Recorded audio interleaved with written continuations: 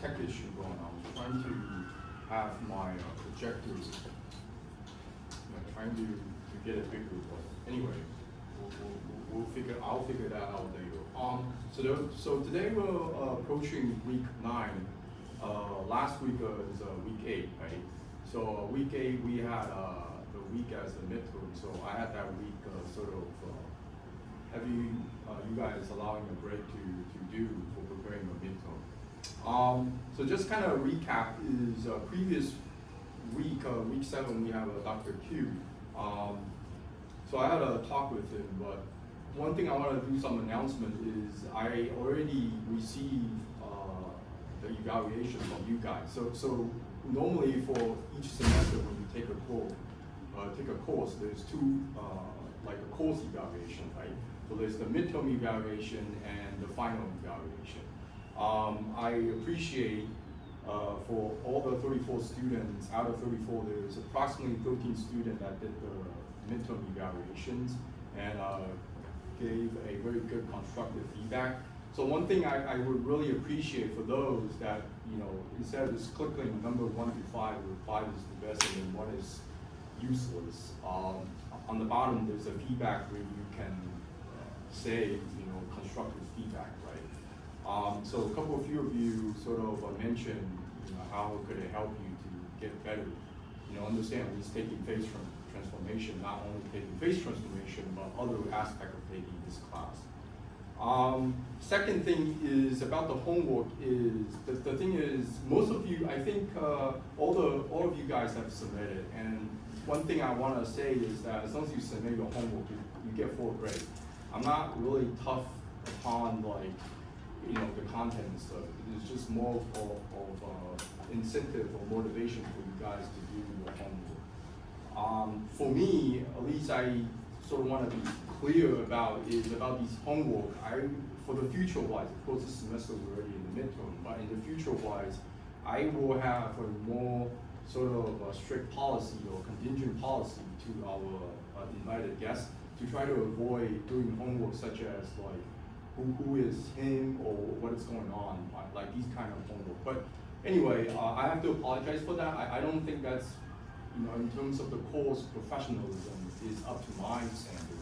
And I am fully taking responsibility for this class. So for this part, I do have to apologize. But regardless, you still did your homework, you did your part. I really appreciate that. So as long as you submit it within the due time, you get 4 marks for that. But in the future, at least, we still have a second homework, right? So for second homework, that's again for the instructors, for the invited instructor, it will be a more strictly obligated to the course content rather than have a so anyway, I have my personal opinion about this, but if you have some doubts or you feel you're uncomfortable about anything in this class, please come out your way and then come and talk to me. I'm always available for you, okay? Second is that we quite have a couple of students in the midterm evaluation stated the purpose of inviting these guest speakers. So for those, I think a couple of my graduate students already took my classes on previous semesters. So the way that I run this class, and hopefully it will run more smoothly for the upcoming future, is I sort of want to combine the course content, which is theory, with the current applicable application that's available in the industrial, scenario cases. So I do try really hard to kind of connect with each of the chapters with what the current people that are invited, what they're actually doing, kind of connect to this, course I'm teaching. So I don't know if you have the book on hand or you have electronic version. However, for me, at least in person, which me as an instructor, I do follow the course content very strictly. So for this week, as according to the rubric, I'm supposed to move on to chapter 4, that's solidification, maybe chapter 5, check on that. So previous week, I talk about microstructures and interfaces and blah, blah, blah. So I'm about halfway done. So the way I'm gonna do this, at least for this semester, is I sort of kind of never finish a chapter, because of the time limit and the way that I'm teaching. is by approaching to the end of the semester, I'm going to do another recap, like a retrospect. So in terms of retrospect, it will go over chapter 2, 3, 4, 5, and 6. So this week, according to our agenda, is chapter 4, right? So that's solidified. And then next week, next week, when I'm about to, again, I'll continue talking about diffusion and diffusionless, right? So something to do with monostatic and then precipitation. So these are two different sort of things and phase transformations of diffusion and diffusionless transformation. Okay, so I just want to make that very clear. Is that okay for you guys? Any questions so far? Is that clear? Another stuff is I get a lot of questions asking about the term paper. So again, I actually read the term paper very closely. If you have any questions, you can reach out to me. So so when you submit something, right, try to, if you have questions before you submit, just ask me, hey, professor, is this correct? Rather than when you submit it, then you ask me, hey, there's something wrong. So a lot of you, about the structures of the term papers or the content of the term paper, if you don't really understand, you can just, today, maybe use this time to ask me, because for today course content, I'll probably finish a little bit earlier. It's not that I like to don't have class, it's just because these kind of things I'm teaching, it actually depend on you that spend time for doing reading, and then I can do teaching. Okay, so again, today will be solidification. So once I finish this course content, which I'll finish early for today, I'm not going to do 3 sessions. I'm not the kind of guy that will sustain 3 sessions.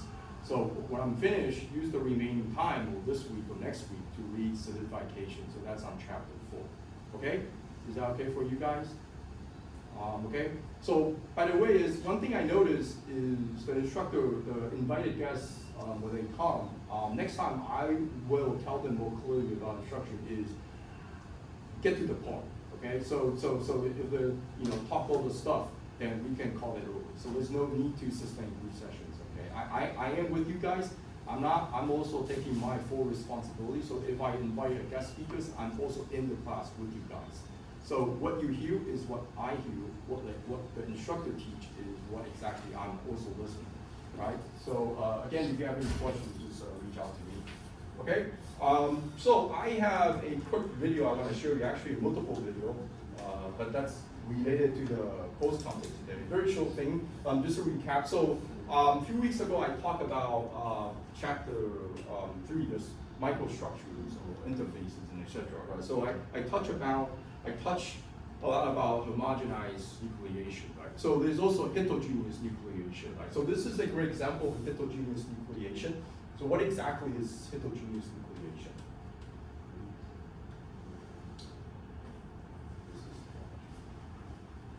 We have sound.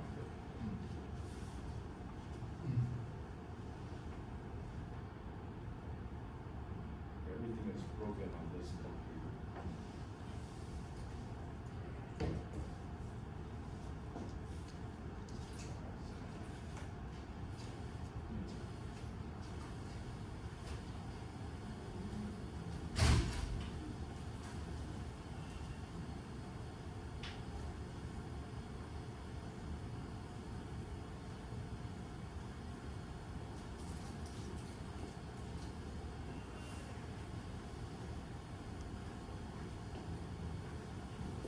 So I don't know if you ever done experimental of putting Mentos inside like waters and stuff. But so if you have done that, is you throw them in. So you actually throw the Mentos.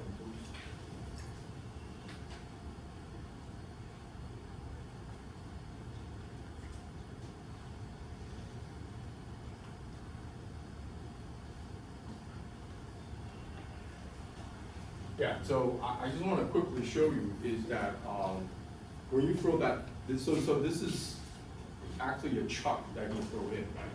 So I don't know if I'm sure you already see a lot of these kind of familiar footage, is that when you throw these kind of stuff inside water, it's sort of bursting out bubbles, right? with the surrounding substance that you throw in.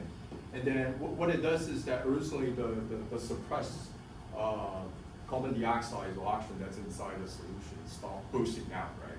And then this items that you throw in provide a good surface for allowing the bubbles to grow in. So this is another great example of heterogeneous nucleation. So there's two I talk about. One is the homogenized nucleation, where you start growing nucleus inside a solution, right? And then the heterogeneous is what has a less surface energy, where you can grow on the surface area, right? So over here, it just provide a lot of surface area. So chalk, for example, items that are stored inside a solution, right? So this is what I give you some image, okay?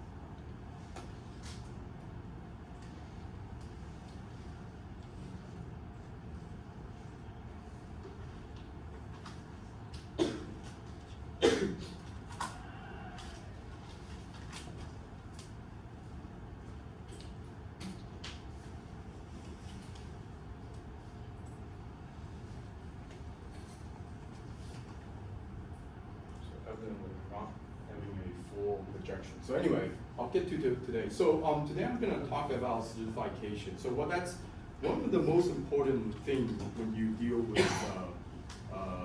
metals.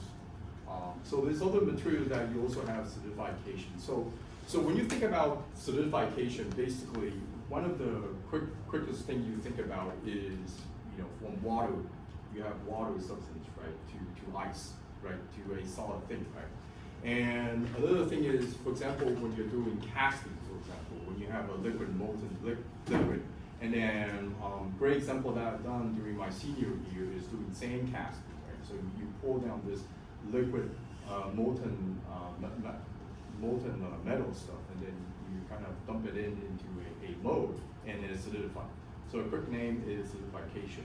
So for those that has a background in material sciences, is that often when you deal with metal, for example, if you do casting aluminum, copper, or aluminum magnesium, you see these features of dendrites or microstructures. If you don't know what dendrite is, so dendrite is like branches that's kind of protruding out, and this is some microstructure you'll see later on. I want to show you. So anyway, the long short thing is you see a lot of microstructures, and some microstructures are good that you want to proceed, and some are not, right? So solidification also, there's what is the compositions of stuff that you're doing, and then the time you're doing, right, and the temperature, exactly. So this all connect to the phase diagram, and then how you do your what sort of metal. Okay, so this I upload this slide on Moodle. You can download. I do apologize since this slide is a little bit small. But this is another example of that was done in about 2000 BC, long ago. So this is a Chinese money mode. So back in those days, when people do transactions, they have these coins, right? So of course, the quickest way for making coins is through casting, where you have already a mode, and then you dump into copper. So this is a copper that go inside of pour in. So these are coins, by the way. I don't know if you can see. Let me zoom in a little bit. This is like so small. So these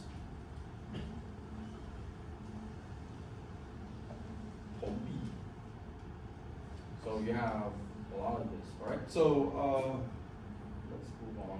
So typical mode for solidification. This is an example of sand casting. Let's see if you guys can see this. Okay. So these are the cross sections. So you have sand that make up the mold, and then once you make up the mold, you have a liquid molten metal that you pour into.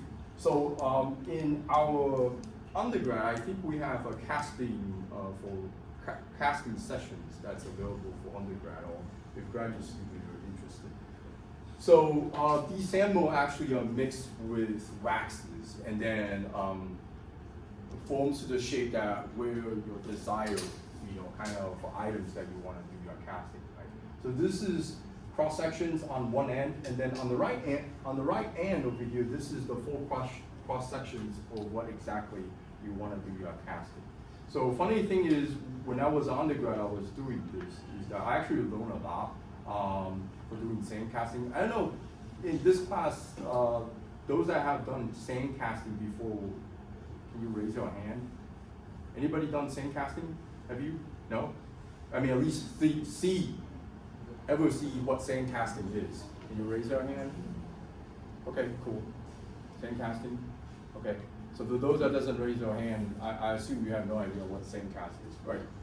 So think about if you go to the beach and then you try to grab some sand and then make a sand castle, right? But it is really not that easy, because when you do sand casting, it mixes with some wax and then you have to foam, right? And then you have to pray across your hand that when you make that mold, you take the item out, you don't destroy that shape, because if the sand on the side stops tumbling, everything goes into waste, right? And I know that, I've been there. So this is the cross section. So when I was doing this, this was actually my senior project when I was doing this. And then here on your slide, if you can see through your display panel over here, on the down mode over here, this is called drag, and then upper mode is called the coat, right? So this upper mode is called coat, down is drag. So you have two modes that's assembled together to form that casting shape.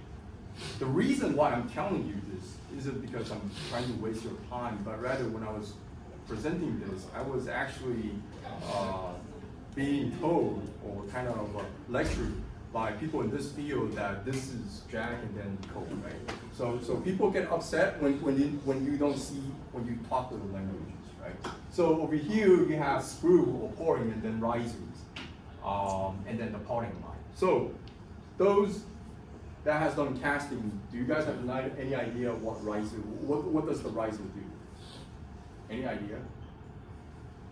So if you're doing casting, regardless of sand casting, wax casting, or impression other casting, is that it's always good to have riser, because any material when you do these kind of stuff, there's always shrinkage that comes in, that kicks in, right? When you do AM, additive manufacturing, etc., there's always shrinkage, right?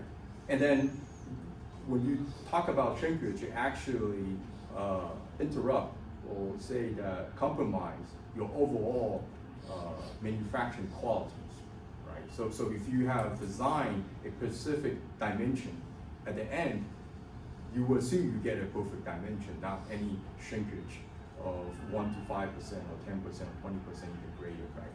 So when you do sand casting, when the liquid molten dust goes in and then solidify, it actually shrink. So when it solidifies, it shrink. So when it shrink, the shrink, what's the next step, right? You want to fill that porosity, right? So the remaining porosity is where the riser. So think about riser as a reservoir, right? The remaining liquid then fills inside, right? Because you don't have all day trying to pour something down and then wait it to kind of shrink down, right? And then try to fill that remaining porosity. So the riser, think about that as a reservoir. So it's a fancy way of saying riser rather than reservoir. Get it? Right? So there's the polling line. So how do you design your polling line and stuff? So there's a lot of stuff you can talk about. So if you're interested, you can come and talk with me. You've done a lot of this. That was undergrad. Man, I hate this computer. All right, shrinkage during solidification. So on the right-hand side, if you can, right, this is the CTE. So solid thermal contraction. So if you have a solid material, it always has a CTE, right? So big CTE changes from melting to 2.5. So room temperature to the melting temperature.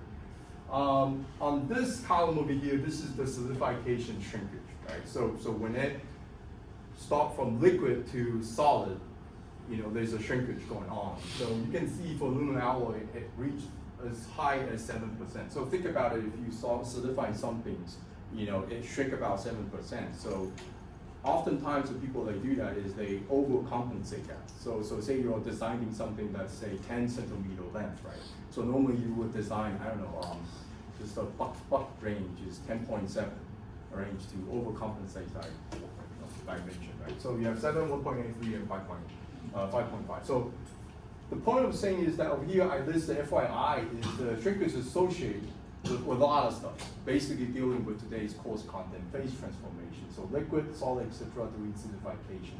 So the most familiar material that is water, right? When water solidifies into like ice, it actually expands, right? So it doesn't shrink. So that's kind of contradict to normally the metal we know. So when metal solidify, it actually shrink, not expand, right? So this is something just kind of want to build into your model. All right, so I'm gonna still give you some images or footage to kind of have that in your mind. So solidified shrinkage effect. So you can see there's a lot of porosity going on inside the same casting you do, right? A lot of porosities. Shrinkage cavity, again, you have these shrinkage cavity going on the side. So back when this day was undergrad, I was doing casting. One thing I know is that if you do design a riser, at least you need to design some channels for let the remaining aluminum to kind of molten in or fill the cavity, right? So there's a lot of things you have to consider, but these are some of the detrimental effects. So investment casting, on the left-hand side is the wax models. You have a trio model coated with this ceramic shell. So investment casting, I'll show you the video on the next class sessions. So these are finished components, complex shapes. So doing casting is very feasible. You can do complex shape possible. So all many possibilities, okay? So typical cast microstructure. So a couple of notes.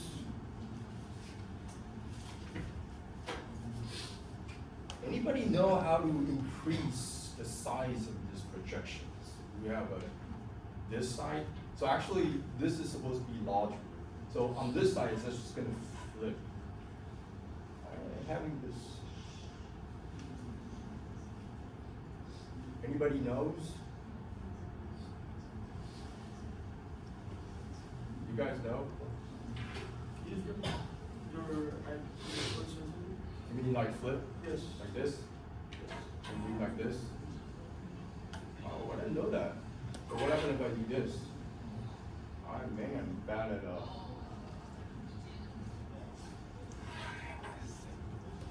one thing is last time when I was doing this side and then it was fine.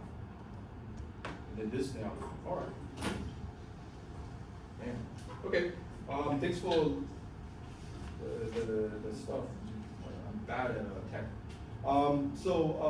This is typical cast microstructure. So a couple of few terminology I want to kind of lead you guys. So number one over here, this is the trill zone.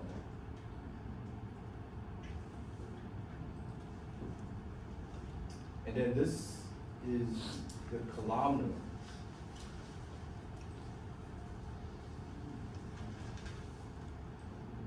So then epiaxial.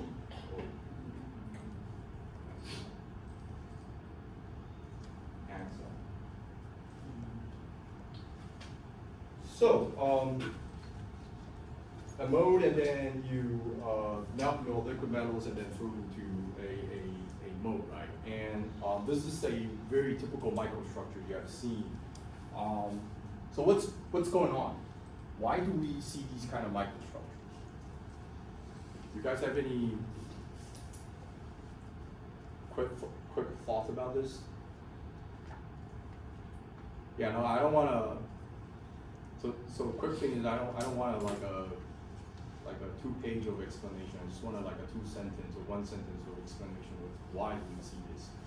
So one thing is that when you have these heterogeneous nucleations, right? And then you have this directional kind of dendrite thing, which I'll talk about later on, that kind kind of shoots inside it, right? And then for those inside over here, this is just pure, homogeneous nucleation that's grow as grain. So one thing I don't know if you guys still recall is talking about how when you go home and then use your refrigerators for making ice cube. Did I mention that scenario? You guys still remember about it? So if you go home and then try to make yourself a ice cube, what you see, interesting enough, is you always get these bubbles or oxygens or carbon dioxide things inside the middle of the cubit.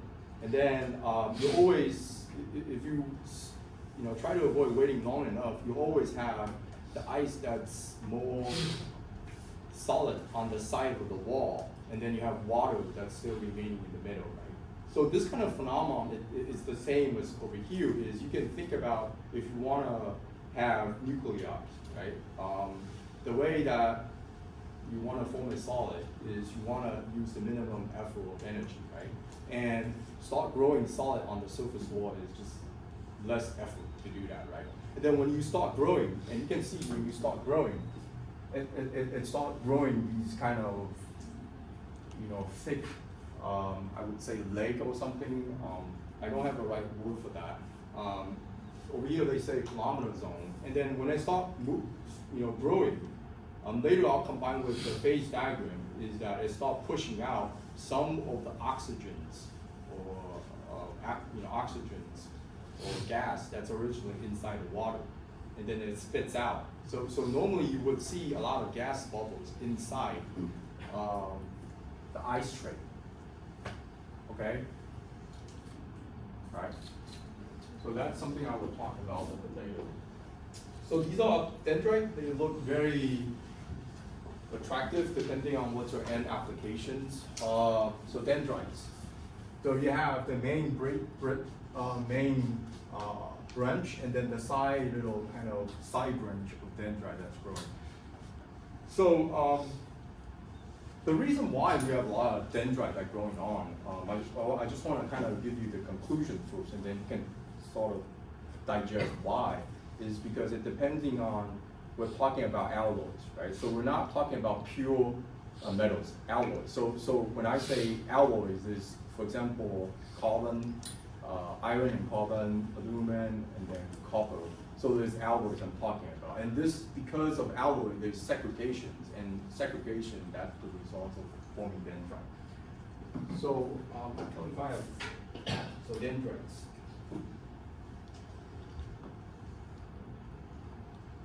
Right? E-N-E-R-I-T-S.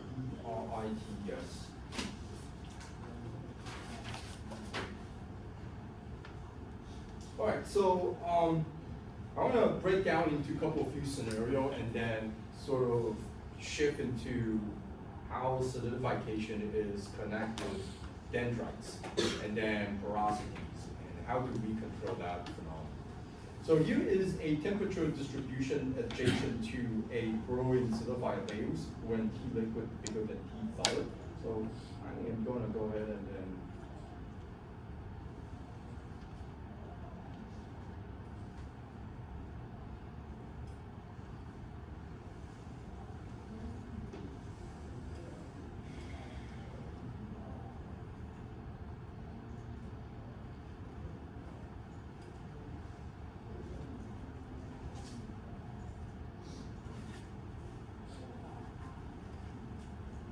what I'm going to do is I'm going to draw, so this is the mode.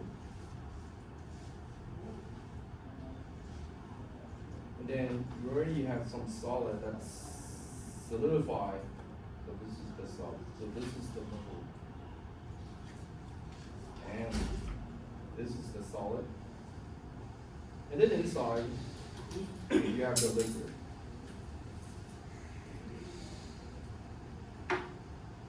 Okay, so I'm just redrawing a cross section of mode when you do your, put your casting liquid inside. And what I'm gonna do right now is I'm gonna dissect this region. I know somehow I can't change the color over here, so I'm gonna dissect that this section. So I'm drawing a rectangle. I'm looking at that, and then I'm gonna zoom in and then project it right on over here. Right. So this is the place I'm looking at. So you can see is this side over here. This is the mold, and then you have the solid front that's already solidified on the mold. So this is a small layer, and then you have still the remaining liquid that's inside that mold. All right. So another few thing is I want to talk about. So this red line over here, this is just showing that I draw is the y-axis over here is showing the temperature. All right. So the y-axis is the temperature, and the axis is the growth rate, or the how long the layer will grow. Right? So here I'm just supposing if the temperature distribution adjacent to the growing solidified layers when T liquid is lower than T solid. So SOL means solid, right? So that temperature is low, right?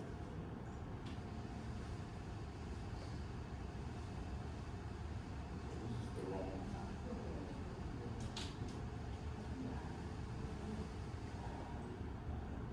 This is actually a jump. So actually, can you guys check on your slide? So this is slide 8, right? And then slide 9 should be this one, right? So that's why I figured something was wrong. So yeah, so let's start with, so you have T liquid higher than T solid, right? So basically what this shows you is that on the far end of liquid, it's still liquid, right? So for example, when the melting temperature is, say, water 100 Celsius, if you raise to 110, 120, that's still liquid, right? I mean, it's still remaining liquid. So this is what I'm supposing, and then the y-axis is temperature. So when this red line, what it's trying to express is that you have a temperature that's going up. That's it, right? So nothing too specific. Now, if we zoom in and look at this area, like we look at this solid front, is that we zoom in into the microstructures. You have these atoms that's flowing inside the liquid, right? And then it's trying to form a heterogeneous nucleation like this, right? So I'm zoomed in right now. So you have all these layers, and then it starts slowly building up that layer. So with time, it's building like this. That layer, right? So if you were able to zoom in, actually what you see is that you have this contour of roughness going on like this, right? But if you zoom out a little bit, actually just see a solid front that's kind of getting solidified, right? Now sort of going back to this slide is, what happened is, if we're able to control the liquid side a little bit lower than the T solid, so this is, so on the liquid side right now, it's lower, right? It has a lower temperature. So what happened as a result is that when we have these nucleus, heterogeneous nuclei that form, because on the liquid side it has a lower temperatures, it will promote this to grow and shoots out like that. Okay? Because we have a lower temperature on the liquid side. So actually it promotes to protrude it out. Okay? So one thing, I try not to be crazy. I try to give you a real example. Is the way you can do that is dropping some seed crystals inside. So actually will lower down the liquid range, right? And then it will pop out like just protrude out. So the question comes into what happens if a portion of the growth layer shoots out ahead of the main solidification from. So that's the thing we want to talk about. So what's going on? Why? Okay. So this is the casting below is a solidified from the outside to the inside, right? So again, this is the same picture. I draw a section of the solidified in casting. Maybe consider as a bottle of liquid that we draw from a furnace. So again, this is the same thing I just draw. Okay, so what I'm gonna do is that this area that I'm gonna do is try to imagine picking that out. And then on upper here, this is that section right now is the full bar right now is, if it's inside that furnace right now, everything is still liquid, right? Nothing changed. Okay? So if it's still on the melting range, everything, that bar is liquid, right? Now, if I slowly draw this bar outside, once it comes out that furnace, it starts solidifying, right? So the more it comes out, the more this bar solidifies. Okay, so nothing magic going on. So this is just another example of like this. Is if I were to do some magic behind this, is I take this bar out, it start this inside liquid start kind of solidifying. Okay, so what's going on is this inside the temperature is of course higher than liquid this, and this is the same. Okay, yeah. Okay,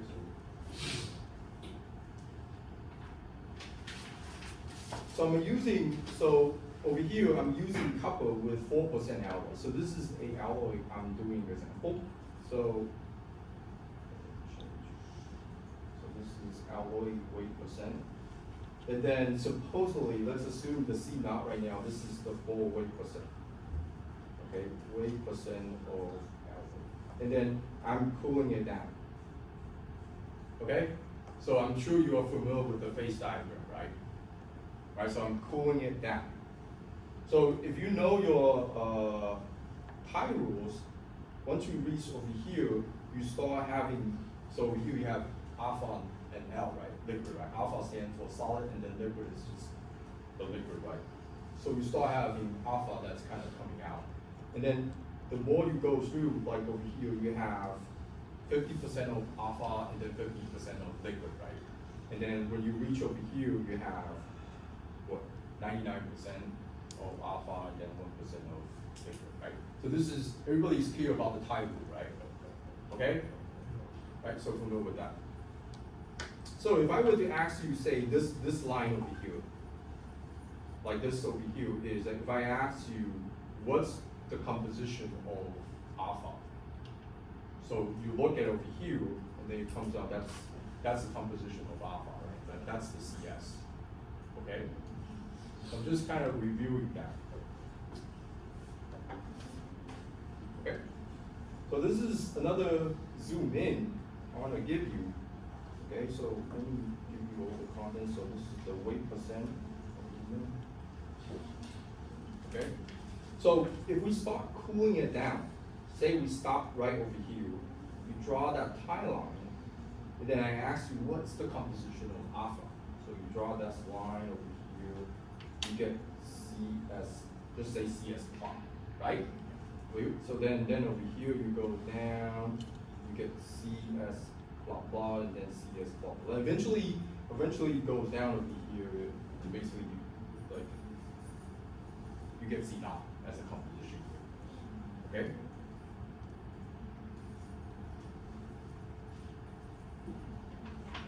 So one thing I want to plant that C inside is I'm cooling it down. So when I cooling it down is one thing I think everybody can agree is there's always the mass conservation law. So when I mean the mass conservation is that when I say today a 4% weight percent of copper, aluminum copper, is regardless of what I do at the end, it has to be 4 weight percent of aluminum copper, right? So it's mass conservation. So regardless of this tie diagram when I do, there's always the mass conservation rate, the mass conservation, right? So regardless of how the heat treatment I do, the mass has to be consumed, right? Do you guys agree with that? So there's no additional, oh, we have additional 2% of titanium, 2%, no, we're looking at 4% of aluminum copper, the mass has to consume regardless of what treatment we're doing. So I'm kind of jumping ahead is that linking to this image, why it is important is this is a liquid right now, but we're putting it as a solid. When we draw this little part of solid portion out over here, right? This little portion out over here. This solid, if you look at this phase diagram, the rim, it's probably close to, we're drawing this out. So we have a tip of solid that's already solidified, right? So that tip of solid composition is, say, CS naught, right? So that composition gradient is slightly or even smaller than the original C naught composition. Got it? So that difference is, but that doesn't make sense. I just mentioned the mass conservation, right? So what it does is that over here, when you start drawing the solid over here, the remaining element that you add in, it's being spits off into the liquid. All right, so I'll kind of get into that. I'll explain a little bit of what's going on. So the kind of punching line is that when you start drawing, there's a gradient differences inside the solid. All right, so one thing you have to kind of picture yourself in that mind is that when you're doing these kind of casting or doing this, pulling these kind of stuff, is that this over here, these are not a pure element when you're doing alloy. Okay, just judging by looking at this phase diagram, right? Because this phase diagram itself just said that when you cool it down on the first solidification front, when you draw that timeline, the composition over here, the CS knot, that composition of alloy is slightly or even smaller than the C knot, right? Right? Is that pretty clear, right? Okay. So a few things I want to kind of add in is let's assume a couple few hypotheses and assumption to sort of talk more about the solidification. So assuming the solidus and liquidus lines are linear.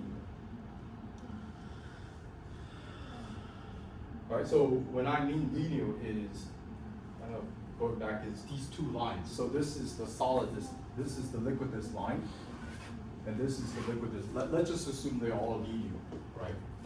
So they're all linear. Let's assume K. So K is the segregation coefficient. So CS divided by CL. So the CS is the solidus line and the CL is the liquidus line. So K is the segregation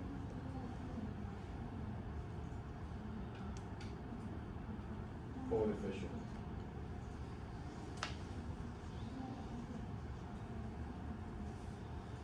Right? So I add a little bit more onto that is if it's closer to 1, meaning no segregation.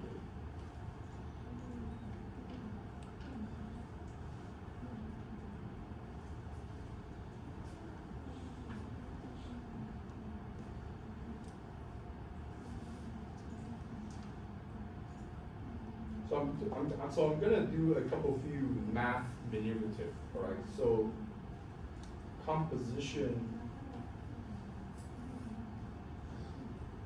of first solid to solidify.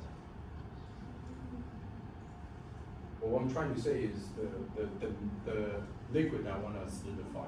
The first front when you see that solid has solidified. So we're gonna play around some math manipulation. So CS equals to CS divided by CL times CL. So this is just,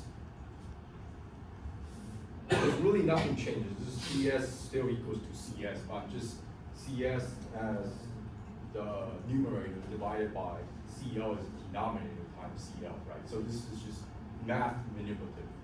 Nothing changed so far. So I'm gonna assume this over here as K. That's the coefficient, right? Because at the beginning I already defined the segregation coefficient is CS divided by CL, right? So that's already defined. So CS divided by CL.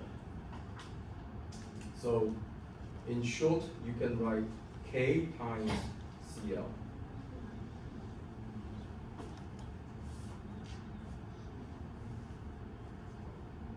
So one thing is recalling the phase diagram when we initially saw, before we touched the tie line initially.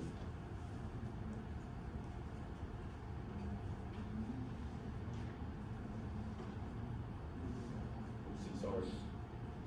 But initially just CL goes to So when we were at C naught, before it even start touching the tie line, it's still liquid, right? CL. So what then you could do is, let's see. So yes.